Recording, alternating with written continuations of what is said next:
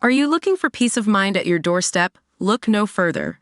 With the Blink Video Doorbell, your home's entrance is always within your control. Check out the link in the video description to learn more and get your Blink Video Doorbell on Amazon. Your home is in your hands. The FBI has confirmed it is investigating whether Donald Trump was really hit by a would-be assassin's bullet at a political rally, after its director cast doubt on the claims. The agency said it is examining fragments found near the stage to determine if it was a bullet or shrapnel which grazed the former president's ear. It comes after bombshell claims by FBI Director Christopher Wray, who suggested there was some question about what actually struck the Republican nominee, casting doubt on Trump's version of events. The presidential hopeful has stated he was hit by a bullet in several accounts he has given about the shooting in Butler, Pennsylvania. Now the FBI is hoping to interview Trump as part of its investigation, the New York Times reports. Wray was updating Congress about the assassination attempt on Trump in Butler on Wednesday when he made the explosive statement. With respect to former President Trump, there's some question about whether or not it's a bullet or shrapnel that hit his ear, Wray said. I don't know right now whether that bullet, in addition to causing the grazing, could have landed somewhere else. Wray was addressing security failures that allowed gunman Thomas Matthew Crooks to open fire. Crooks, 20, killed firefighter Corey Compertor, 50, and injured two others, including Trump during the shooting. The presidential hopeful has since given extensive accounts of the moment he was shot and was seen sporting a bandage over his ear. When I went down, bullets were coming over my head and you hear them, it's like a zip, zip, he said. The former president claims his Secret Service detail thought it was over when I went down because of a lot of blood coming after his ear was grazed. Trump, 78, argued with his agents, telling them how he was not going on a stretcher and instead vowed to get up. He added that a last-minute turn of the head to glance at a screen is what saved him from the bullet. I'm supposed to be dead.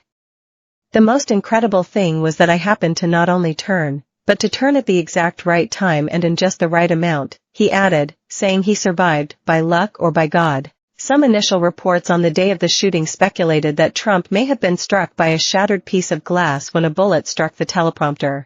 The teleprompter theory, however, was debunked when photos showed that both glass screens were intact after the attack. Trump tuned into Wray's testimony, which also saw him detail how Crooks had researched the assassination of President John F. Kennedy prior to the shooting.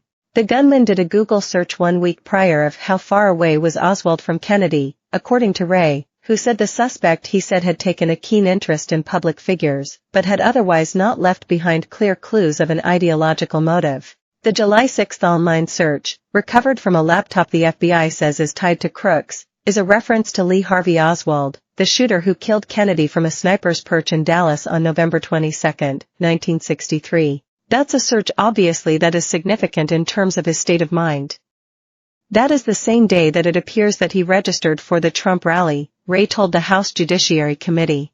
The FBI is investigating the shooting as an act of domestic terrorism. The investigation has thrust the Bureau into a political maelstrom months before the presidential election, with lawmakers and the public pressing for details about what may have motivated Crooks. We do not know the motive.